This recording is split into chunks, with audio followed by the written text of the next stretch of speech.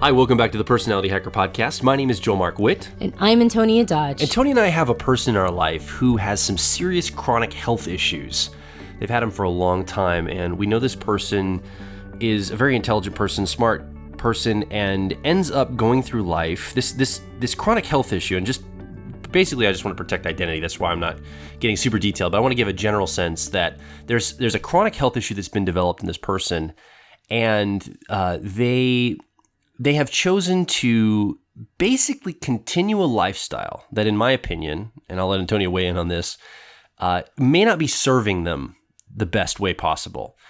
In my opinion, there are some slight or even drastic lifestyle changes, maybe the way that they eat and the way that they manage their lifestyle, that would directly impact how this chronic health problem shows up for them. And what we've noticed is in the course of conversation, in the course of hanging around this person and being near this person, it appears like this person is deliberately shutting off even a conversation around some lifestyle change that may directly impact their health. Yeah, they'll get mad. For the better, yeah.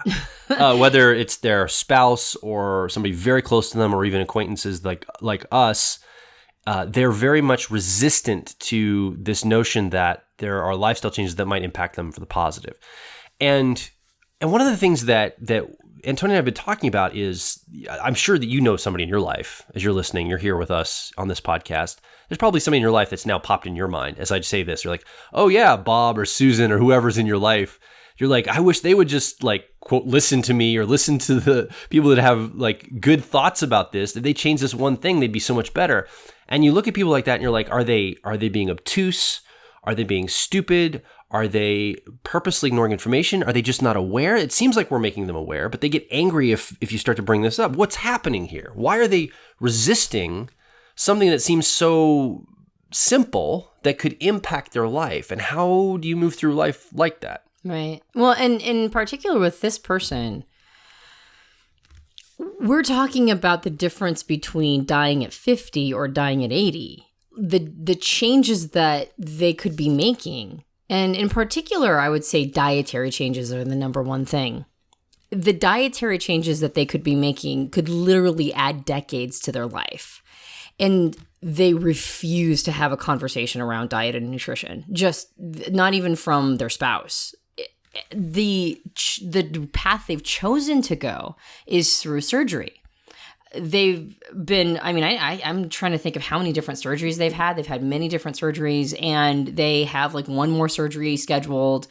And there's a sense that after every surgery, there's a sense of, okay, now it's fixed, right? Now the situation is fixed and handled, and I can eat what I want. And they'll eat things that I have no real major health issues, and some of the stuff they'll eat, I'll be like, yeah, I don't think I'd be able to eat that. I don't think I'd be okay with getting by with eating that either. So the reason why we use this situation as our example is because it's so extreme. Seriously, a change in diet could potentially add decades to this person's life. And the current diet that they've gone through will probably shave decades off their life. They will probably die young based on it. And also, they've chosen to go through a series of surgeries and never address these lifestyle changes. So what's so fascinating about this is it's not even that they'll say something like, oh, I don't need that. If you bring it up, they will actively get upset. They will become upset with the person who brings the topic up. So there's just massive resistance going on here, huge, massive resistance. And it made me think of the Carl Jung quote, what you resist not only persists, but will grow in size.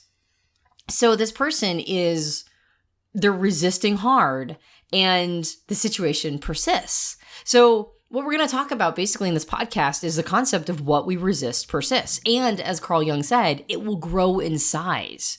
I think it's important to remember or to think about when we talk about this idea, it sounds like at first blush, we're talking about resisting changes, making changes in your life, right? It seems like we're talking about, okay, you know the right course of action is A, and you're resisting taking the action toward A to better your life. And I think it actually goes back one level before that. I think what we're actually resisting on most cases when we're talking about this resistance idea, and this is probably why it's so persistent, is it's an awareness level thing. We don't want to see that change in the first place, let alone resist the change. Like, we don't even want to be talking about that subject. We don't want to be talking about that change. We don't want to be seeing that piece, because to see that piece and then not act upon it would appear to us to be crazy, right? We see a very clear action that would benefit us, whether that's getting into a new relationship or changing our health or lifestyle or quitting that job or whatever that thing is. If once we see that that's the right course of action, I don't think we resist that much. I think we can, but I think we resist more on the level of awareness around that action in the first place. Yeah, well, just awareness of the topic in and of itself. Exactly. Yeah, no, I agree. And I think in the case that we're talking about, the person who we're using as an example, I don't really think it's a resistance to changing their diet. It might be. It might be that changing their diet is a big deal for them, and, you know, they have a really hard time with the idea of like limiting their food choices or the lifestyle change they would have to make, because food is a big piece of our life. So it is entirely possible. I think it's more that the correlation that this person has with, and this of course is my suspicion because I've actually not had this conversation enough. This is just pure speculation. And I completely acknowledge that. What I'm picking up though is that the conversation that they're resisting is not around food or diet. The conversation they're resisting is that this is a thing. This is the thing in their life. This is probably the thing that's going to take them out. I think what they're really resisting is an awareness that we're dealing with their mortality here. We're talking about how they're going to die. And I think that's why they're resisting so hard, because the conversation they don't want to have is the conversation that says, it's not just a matter of something that needs to be handled once and for all, and then you're going to be fine. It's not something that a pill can solve, or a surgery can solve. I think they've been banking real hard that if they just get that one surgery, or if they just find that one medication, then all this will go away. And if all this goes away, then that means that they can live a normal life, and living a normal life means living a normal lifestyle and having a normal, death, or like having a grow old and die like everybody else scenario. And I think what they're actually resisting is this idea that, no, they actually could be taken out early from this. This could be something that, despite their best efforts, despite their lifestyle changes and their diet changes, this could actually be something that kills them young.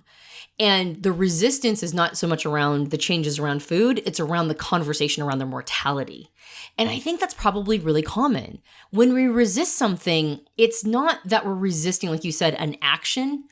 I think what we're resisting is a conversation around something that we don't think that we have the resources to handle. Like, I don't have the psychological or emotional resources to be able to confront my own death right now. Like, that's something I just really cannot be, confronted with. And so I'm going to resist the entire topic. And if you at all push on it, I'm going to get angry. Well, and the crazy paradox to this is, or the crazy thing about that is, that resistance to the conversation, the awareness of it, that would bring up the lifestyle changes, will probably actually, or could end up killing this person even earlier than not, because they're unwilling to see any of that. So the resistance to having a conversation about mortality now makes their mortality potentially imminent, right in front of their face, because they're ceasing the awareness level around it. And I know I'm speaking a little more abstract again, but you get what I'm saying. It's this notion that if you resist talking about something that has implications maybe 30 years from now, well, that might move those implications up to 10 years from now, because you're resisting talking about it.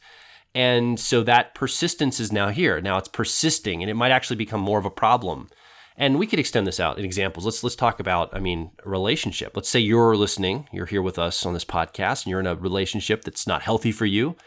You realize that changes need to be made, whether you need to talk to your pair bond partner and make some adjustments, or maybe it's time to complete the relationship and move on from each other. You're having some relationship struggle, whatever that is for you. The inability or the unwillingness to have awareness around those issues and to have a conversation about those and to confront them, the resistance there most likely is bringing more imminence into that relationship. Like things are probably getting more intense. They're probably heightening. The fights are probably getting worse. It's because you're resisting having the conversation that you need to have in your life, in the moment, about the relationship. So now it's pushing the issue. And it's like that big blind spot, that big part of your mind you've wallpapered over. I don't want to see this part. And it's almost like imagine like you built like a little cubicle wall, one of those like little cubicle walls in your mind, and you've got that behind that little partition.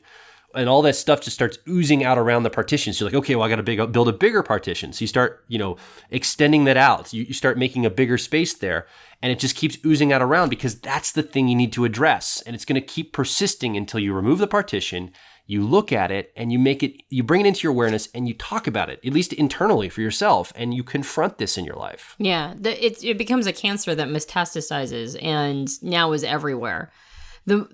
I find it really interesting that this entire conversation around resisting at all means that something is taking up some mental real estate inside of you. It's got to already be in there. Like it already has to be an internal struggle in order for it to be something that you're resisting and is triggering anger as a response or frustration or avoidance.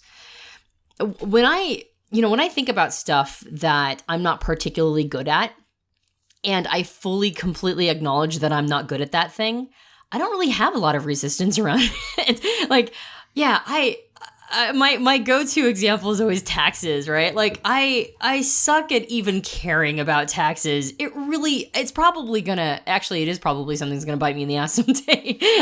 That said, I don't have any like ego around not being able to like care about or do taxes, right? I hire somebody at probably a much more expensive rate than I should in order for them to go do the taxes for us, in our internet business. And I just hand that over and I just go, you go handle it and deal with it.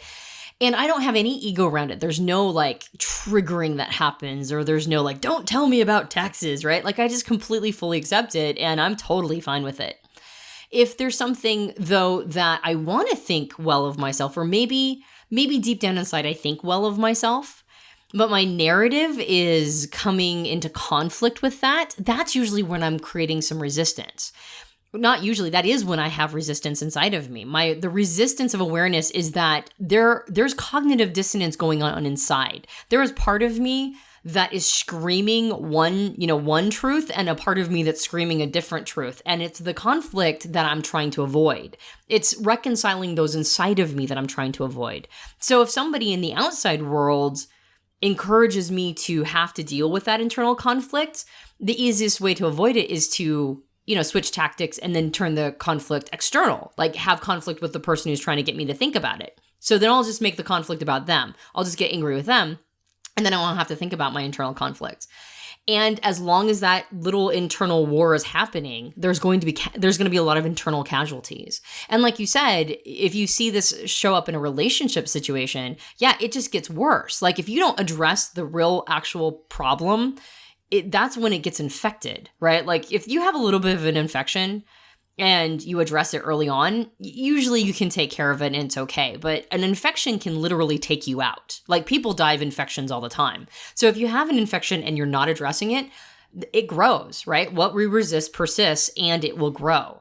And so it's really a matter of going, okay, so what am I avoiding? What is the internal conflict right now? What's my cognitive dissonance? What am I resisting that I think, oh, I'll just put that on the shelf and it'll be fine. It's no big deal, right? Like, what am I avoiding that's actually growing? And you can tell because it takes more and more of your mental real estate, even if it's like you have to black it out, right? But you have to black out bigger and bigger things inside of you. And a lot of times the external world will tell you what the problem is, because you will eventually, those internal conflicts, that internal war, that internal like inability to see something almost always has a ton of external markers. Like, I'm sick, I'm physically ill, and I need to change my diet. And I'm not changing my diet, and now I'm in the hospital again. Or I'm not changing my diet, and now I can't work or I have to go on disability. Like, that's a pretty easy marker that there's something going on inside of you that you're not addressing. Or like you said, my relationship is bad, or my relationship is toxic, or I'm just fighting a lot in my relationship. That's usually a sign that something's going on inside of you that you're just not addressing. And it's giving you some external markers on what's going on. So one of the best ways to determine what's happening inside of you that is creating internal conflict and a war and cognitive dissonance and what you're resisting and what's persisting is to look at your external markers and go, where in my life am I dissatisfied, unhappy, or even experiencing real pain? Yeah, and this is an example from our daughter Piper that I'm thinking of right now. So I have this internal story right now that I don't want to be this super jump to discipline at every single turn all the time. Like, I don't want to have to discipline her constantly. I want to try to work with her with more positive affirmation. And I think this is a good parenting tactic. I really do. I think that's a great strategy to do. But I was resisting nipping disciplinary things in the bud, like from the get-go. Like, we'll be out at a restaurant, she acts up, and I'm like, seriously, if you act up, we're going to go have a timeout, we're going to have a talk, an attitude adjustment. And I give her like 3 or 4 warnings because I want to be the parent that's reasonable and trying to work with her. I'm resisting this view of myself as the very stern, discipline at the outset to set the tone for the meal at the restaurant or whatever. And other people are suffering for this. She's loud in the restaurant, she's not well behaved, and I'm allowing myself not to see this part of a narrative in my own heart and mind of who I want to see myself as. And finally, in the last week, I'm like, forget that. I'm going to stop resisting seeing myself as that. I am going to be that stern dad. I'm going to discipline her out from the get-go. And we've seen an attitude adjustment in her. Like, the resistance to me not wanting to see myself as someone that would discipline my daughter directly, like the first or second time I've asked her to do something.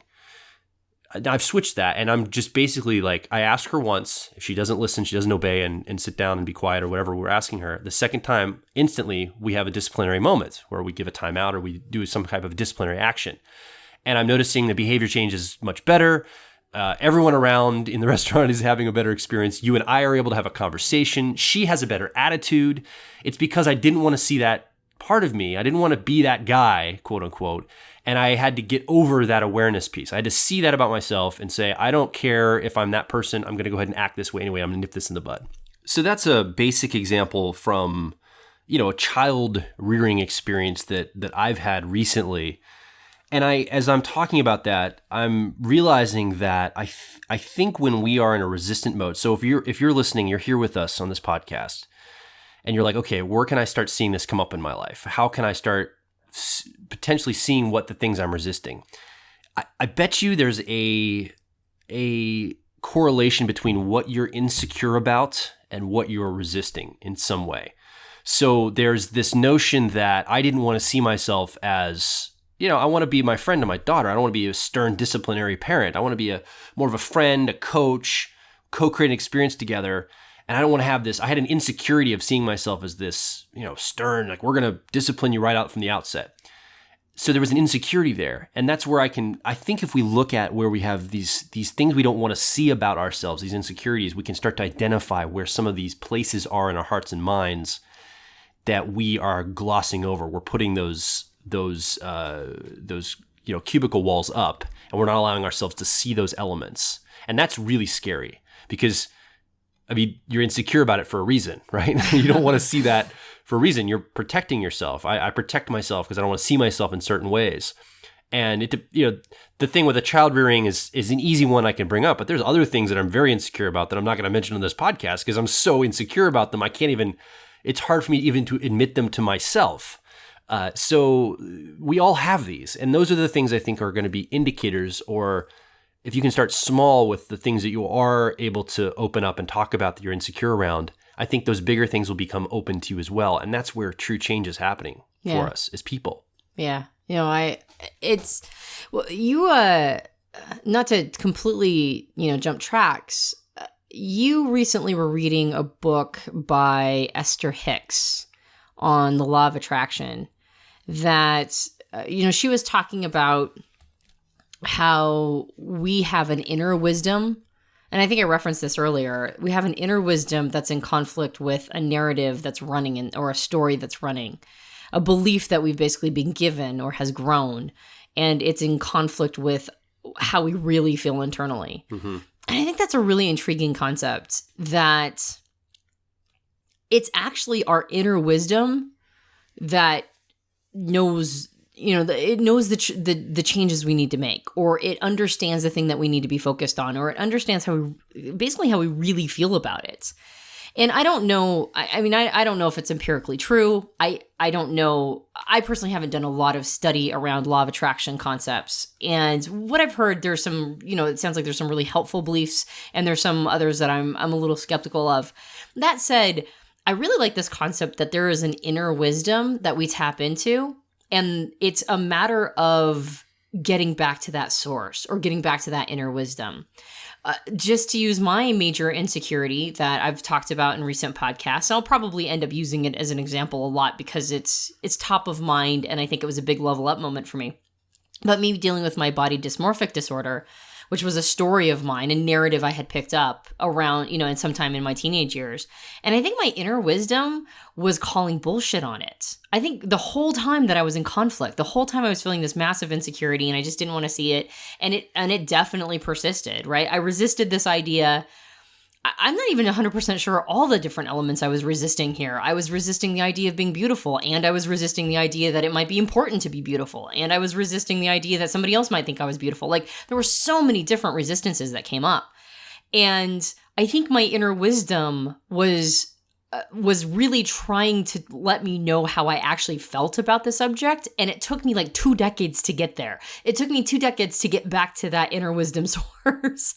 And it was like, when I got there, I was like, oh, I think this is actually how I feel about this. This is how I feel. And everything else that's been running that created a conflict with it, that was a script that I adopted, or it was an emergent of a system where other people's opinions were like nodes in the system, and even maybe not even their authentic opinions, an inference that I took from an opinion. I remember I told you this a couple days ago that this image popped up in my mind when I was like 17 years old. I was talking to this woman and her husband, and they were in their like early 20s. They had recently been married. And she was really cute, and I was talking about how adorable she was, and she had this tiny little waist, and I was talking about how thick-waisted I am and how that was a really big source of, I didn't say that it was a big source of insecurity for me, because at the time I was trying to deal with it by just sort of making a lot of underhanded comments about myself. And at the time I said, yeah, you're so cute, you have this tiny little waist, and I was like, and I have a really thick waist. Well, her husband, who wasn't really paying attention to the conversation and was probably like an ENFP who was just like in a performance mode. Hey now. Yeah. And just trying to be like funny or lighthearted or whatever. He goes, thick waist, what a waste, right? And he was just doing a play on words, and I don't think he even gave it another thought afterwards. How I took that, how I translated it in my mind is, if you have a thick waist as a person, you are a waste of a human being, which is ridiculous. It's ridiculous that that's what I took from it. But that's what I took from it. That was my inference. And that got, slurped in and absorbed, and it became a node in my system of how I saw myself. I'm a waste of a human being. I have a thick waist, so therefore I'm a waste of a human being.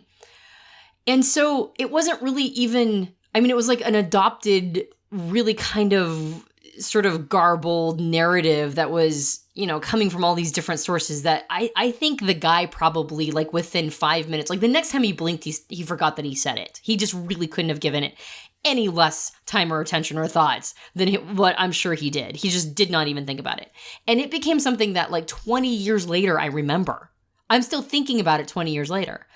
And so that became part of my narrative, and it became part of my story. And in retrospect, I'm like, that is crazy. That is insane that became part of my narrative and story. But my inner wisdom was not buying it. My inner wisdom didn't say that I was a waste of a human being. My inner wisdom didn't say that, like, if you have a thick waist, you are a waste of flesh as a person.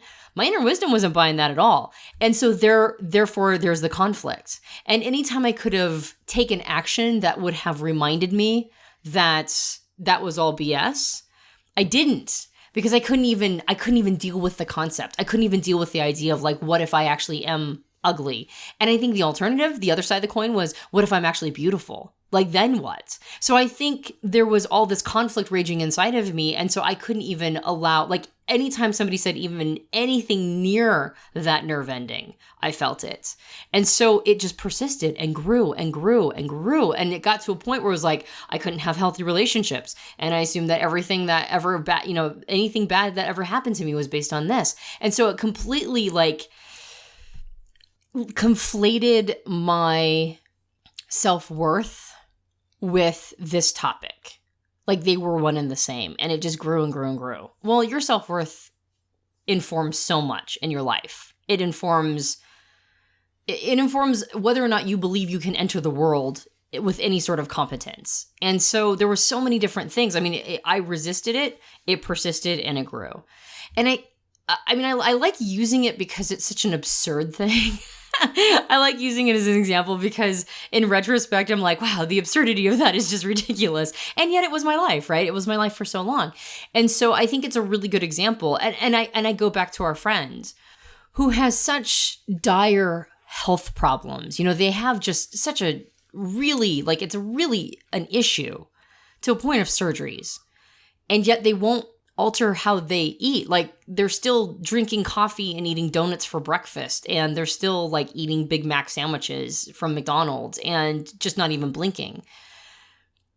It feels so absurd, but I think that's where that's where it takes us. By resisting it and having it grow and metastasize and hit every area of our lives, I think it does take us into the realm of the absurd. Onlookers look at us and go, what are you talking about? Like, that's stupid. They could look at our friend and go, you seriously haven't changed your diet? Like, that's the first thing I would do. Or they would look at me and go, you seriously believe that you're like too ugly to have a normal quality of life? That's ridiculous. Like, it just feels absurd to people on the outside, but inside of us, it's so, like the conflict is so deep. And again, I think it's because we don't feel like we will have the resource to be able to handle whatever that inner wisdom is trying to tell us. I think the conflict is that the truth, whatever that is, we won't be able to handle the truth. We won't be able to handle whatever the result is. What if, I think one of the biggest things that I was resisting is what if I actually am ugly? What if that's actually my inner wisdom? What if that is actually true?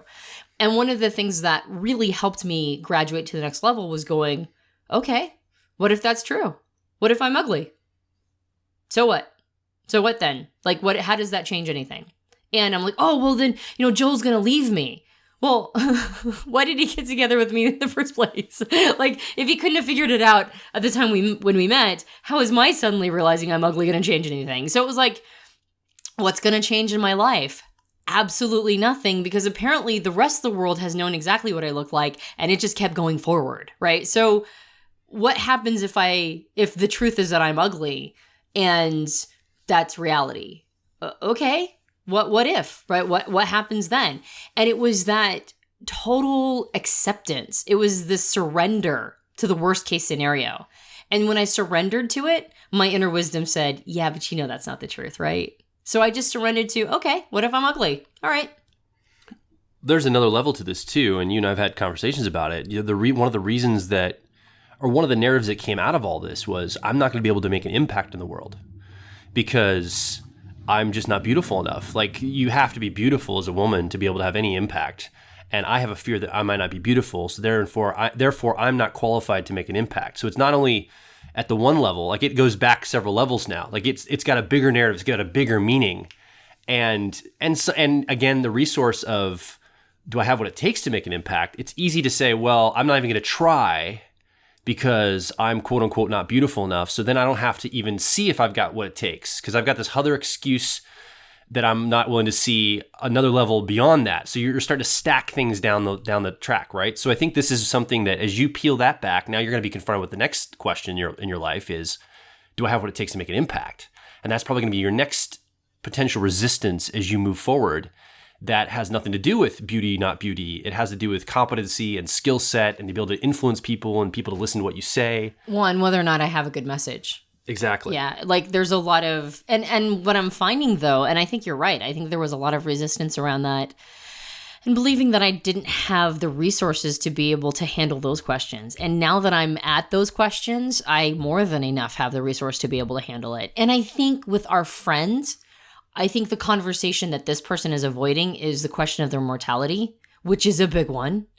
And now that I'm in my late 30s, I absolutely am thinking about my mortality so much more than I ever have in my life. And I'm really like, oh yeah, hey, I'm going to die. And that's going to be a tragedy to the universe, and I'm not going to exist anymore. And how will the world go on? And I mean, all these like normal, like, oh my God, I'm going to die, thoughts. And also, yeah, I'm going to die someday. It's like, I think our friend would more than enough have the resources to be able to handle these thoughts, because we all have to handle these thoughts. The question of mortality is not something that just one person who has health issues has to face. It's really something all of us have to face. And the truth is that we don't really know when we're going to die. Like, I like to think I'm going to die at a ripe old age, right? And maybe even modern medicine and little nanobots that go in and repel my cells will be able to keep me alive to 150. Yeah, fingers crossed, but it's highly unlikely. And I could walk out of my house, and we live on Main Street, and I could get plowed over by a semi, and that would be a perfectly acceptable death according to the universe, right? Like, I have no idea when I'm going to die. And so questions of mortality are something that all of us have to face. And I think that this person would have the same resources the rest of us have to be able to face those questions. They just don't believe they have those resources yet. And I think that's a big fear that we all have, that we won't have what it takes to be able to deal with the real underlying source of that dissonance, or the real underlying source of the resistance. And the only way to make it so that it doesn't take over your life and metastasize and create this massive cancer and grow and become the thing that takes you out early, right, in some way, the only way to do that is to surrender to it. The only way to do it is to just go, okay, what if this is going to take me out? What if this is the thing that kills me in 10 years? Okay. Like, it's totally accepting the possibility of the worst case scenario and sitting with it and going, all right, well, what if this is the case?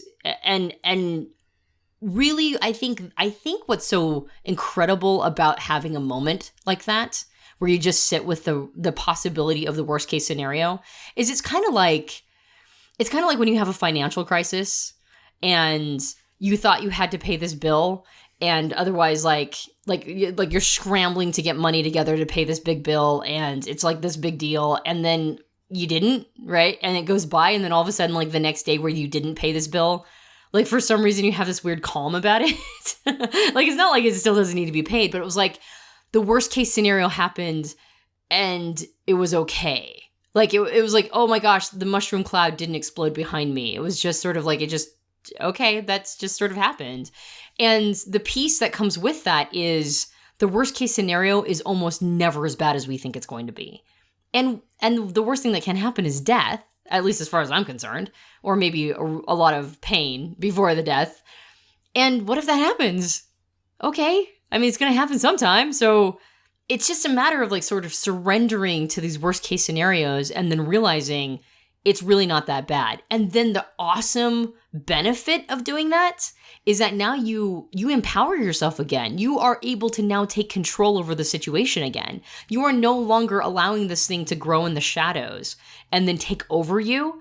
You're now in a position of being able to manage it. You're now in a position of being able to, take over control again from this thing and go, Now what do I do about it, right? Like, what are the changes I can make? If I'm in terrible health crisis and I've stopped avoiding the conversation around death, and okay, this might be the thing that takes me out. Okay, so how do I extend my life as much as possible by altering my diet, my habits, right? Like, okay, so I might be ugly. I might be the ugliest person who ever lived. I might be so ugly that I frighten small children. Okay, is it really changing the fact that I've got like quite a few listeners in a podcast?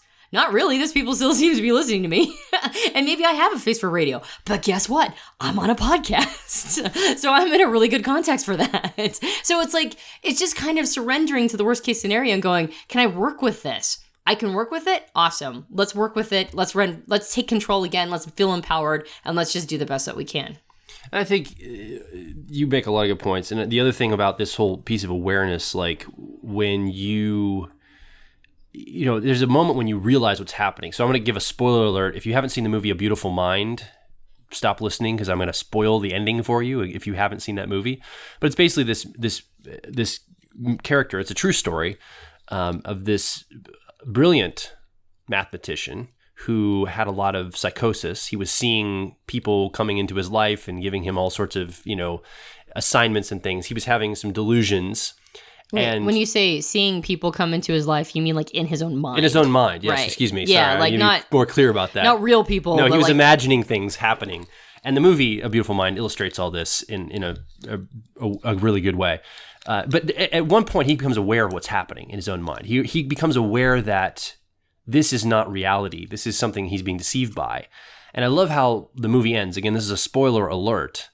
He basically never conquers this in his life, but he brings it into awareness and understands it to the point where he says, okay, that's a part of my mind. And there's even a scene where he kind of sees these imaginary characters off to the side in the one scene.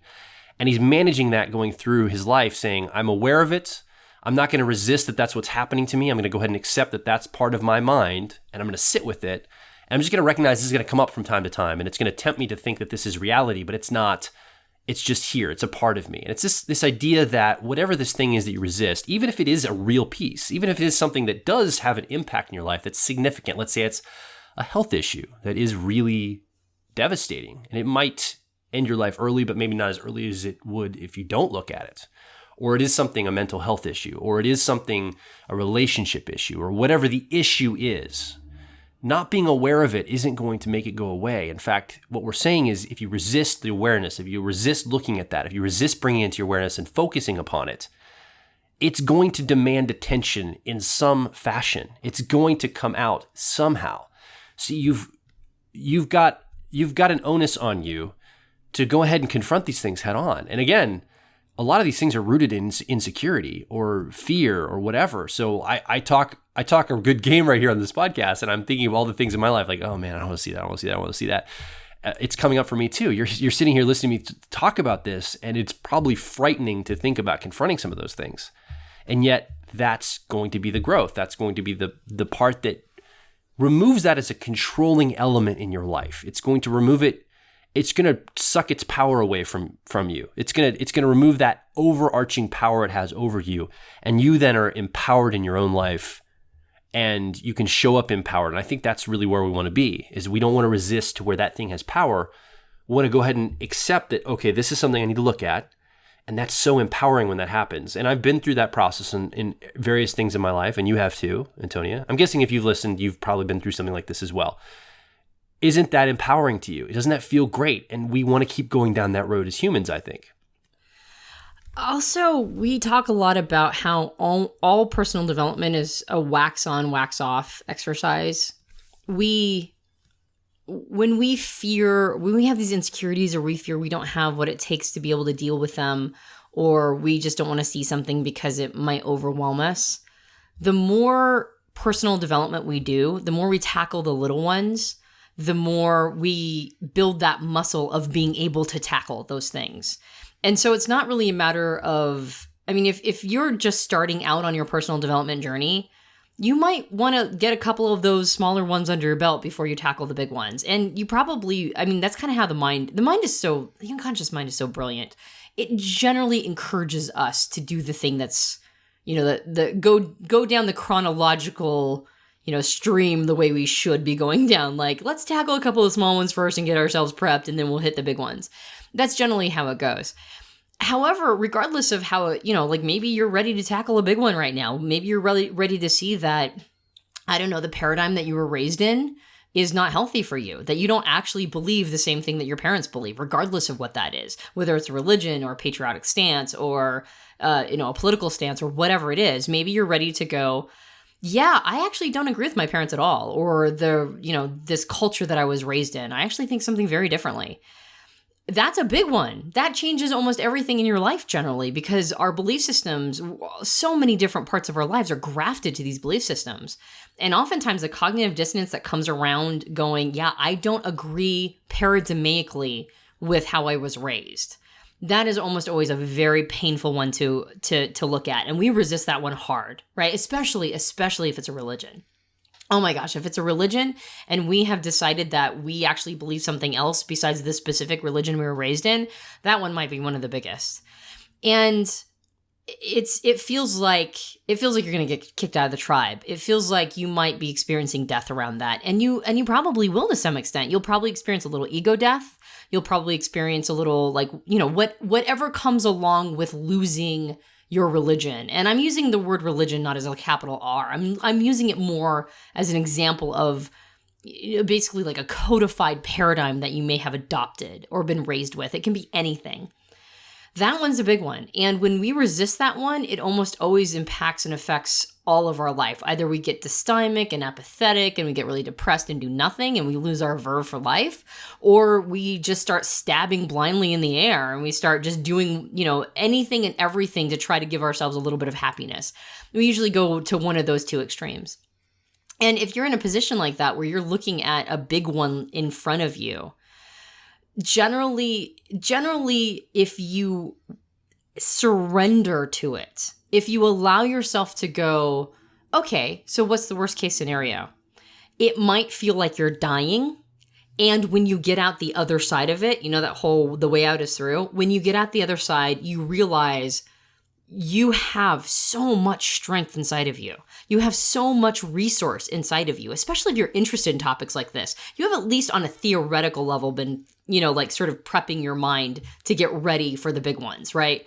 It's kind of like, I always think of it as those studies they did with people who were learning to play the piano, and they were studying people who actually physically, tangibly were touching the keys versus people who were sitting in front of a keyboard, imagining playing the piano. And they actually didn't have that much discernible difference in their ability to play a song afterward. That the people who had imagined themselves doing it performed just as well as the people who had actually physically done the task of learning the song. When you are into personal development, you're listening to podcasts like this one, and you're pursuing, these concepts around becoming better versions of yourselves, you are at least theoretically putting yourself in these positions, and you're walking through it, and you're mentally preparing yourself. So when you actually get to that moment of the big one, right, you get to that moment of acknowledging a serious cognitive dissonance, or you get to the moment of no longer wanting to resist something that is truly persisting and taking over your life. If you've at least on a theoretical level gone through and sort of mentally framed how this could, play out, or just picked up some of these exercises through listening to them, right? Through listening to other people experience them, you will be shocked by how much resource you have. You will be shocked by how much you can survive. And then once you've gone through one of these, it's like, I'm Superwoman. I can do anything. And if I can do that, I can do anything. And then it becomes just this muscle you've exercised. You now are able to do this thing. And each one gets easier and easier. Joe talks about, he's like, I've got these insecurities. They're really big and I don't even want to mention them on the podcast. I think it's more like he's right now going through some big things, but I've observed, babe, your growth and development. And you have already, I believe, you've already gone through the big ones. I mean, there might be a couple big ones left for you. There almost always are. And at the same time, I think that, the stuff you're grappling with and battling with, they're pretty muted compared to some of the big ones that you've come from, in the past. And I've done the same thing. I've had really huge ones in the past that I've been able to, to get through. And so I think both of us are coming from a position of experience when we say the way out is through. Stop resisting, surrender to the worst case scenario, and then find out just how empowered you actually are as a person. I would agree. I think, there's a difference between being willing to talk about something openly with yourself and even the people closest to you, and also talking on a podcast that currently is getting, thousands and thousands of downloads a month. So I agree. And I think you're right. I think there are a lot of things that I've come through. I guess I always want to put myself in the position of you that's listening and that's here with us to say, I get that it's scary. I don't mean to say that I haven't been through some big changes or big shifts. I don't mean to say that, I'm not willing to do what I'm suggesting that you do if you're listening and you're with us here. I want you to know that I recognize how terrifying this is. I recognize that this is like the deepest insecurities sometimes that are coming up here. So I don't want to be disingenuous to say that I haven't gone through some of those changes, or I'm unwilling to go through some of those changes. So thanks for bringing that up, because I hope I didn't give that message that I go do what I'm saying, but I'm not willing to do it myself, because that's seriously not what I want to embody or how I want to be.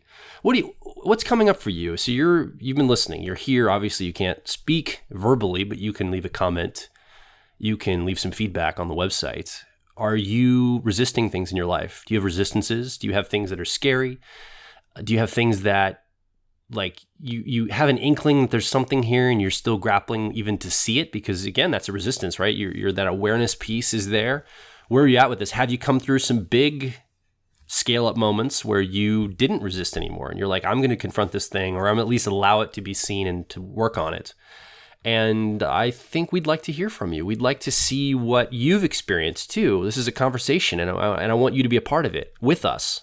Yeah, and I think it's good for the community to hear these stories, hear these anecdotes from other members of the community that say, yeah, I've gone through something big, or here's what I'm currently dealing with. Because then we can cross-pollinate ideas, and we can gain strength from each other's experiences of going through something big in our lives. Yeah, and this growing community of like minds, you can obviously leave a comment under this podcast on personalityhacker.com. Facebook.com/personalityhacker is a great place to have discussion around things. We'll have this posted on Facebook, so there's some discussion there. And also Twitter.com/personalityhack is another place that you can comment, and we can have discussion and feedback around these issues and these topics. So come over. I'd love to see you come over and be a part of that discussion with us. Let us know what you're thinking. Let us know what some of the things that have come up for you in your life and what those are. Yeah, and remember, you can rate us on iTunes or other Android platforms. The reviews and ratings that we see the easiest are on iTunes, so we highly encourage you to let us know how we're doing. Give us a rating, give us a review. We love reading them, and we'd love to hear your feedback. And if you have found value by joining us weekly for these discussions, introduce us to a friend of yours or a family member that you think would also find value, that would resonate with some of the stuff we discuss every week with you. Let's get them in the conversation as well. And I'd love to have you introduce us to them. My name is Joel Mark Witt. And I'm Antonia Dodge. We can't wait to talk with you on the next Personality Hacker podcast.